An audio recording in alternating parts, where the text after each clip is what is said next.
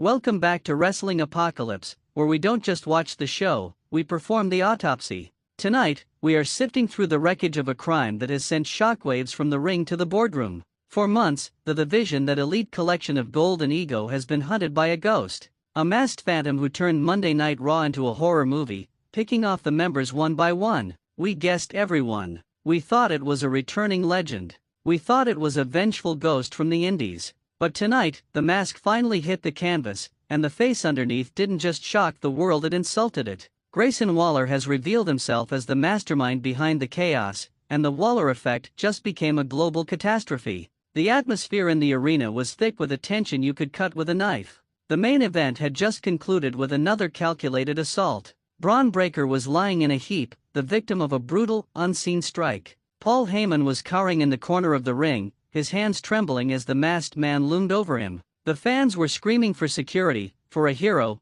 for anyone to stop the bleeding. The masked man stood there, draped in tactical black, his head tilted in that eerie, unbothered way that has haunted our dreams since the Royal Rumble. The silence was suffocating. Then, slowly, almost mockingly, he reached for the hood. When the mask fell, the United Center didn't just gasp, it groaned in a mix of fury and disbelief. There he was, Grayson Waller. The man we all dismissed as a loudmouth talk show host, a social media troll who was supposedly injured and away on a filming hiatus in Australia. He wasn't in Australia. He was in the shadows. He wasn't injured. He was sharpening his blade. The look on his face wasn't one of rage, it was a smug, self-satisfied grin that said he had played every single one of us for fools. Michael Cole was nearly speechless on commentary, stuttering out, "Waller? Are you kidding me?" This entire time, it was the man who couldn't stop talking, finally learning how to be silent. The cinematic quality of the revelation was a masterclass in psychological warfare.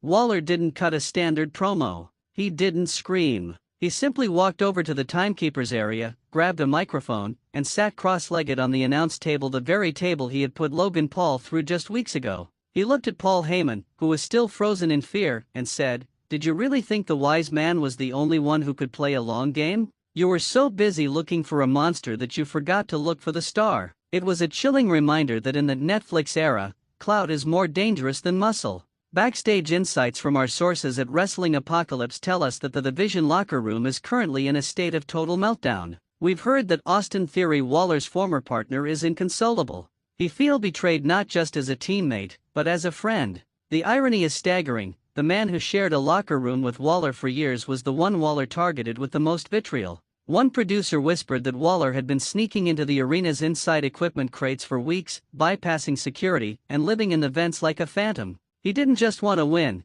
he wanted to prove that he was smarter than the intellectuals running the show. The fan perspective is a fascinating mix of hatred and respect. On social media, the hashtag Waller reveal is trending #1, but it's not all cheers. Fans are livid that a YouTube-era star was the one to dismantle the most prestigious faction on Raw. But that's exactly what Grayson Waller wanted. He wanted to ruin the prestige. He wanted to show that the old rules of earning your stripes are dead. In his world, if you want the spotlight, you don't wait for it, you steal it, and then you burn the stage so no one else can stand on it. The stakes for WrestleMania 42 have just been catapulted into a different dimension. Grayson Waller isn't just a wrestler anymore, he's a high-level threat. By taking out the Vision, he has cleared the path for himself to skip the line. The consequences are absolute. If the ruler Obafemi or the Scottish warrior Drew McIntyre were looking for a challenge, they just found a man who doesn't care about the belt as much as he cares about the views. He's turned the WWE into his own personal reality show,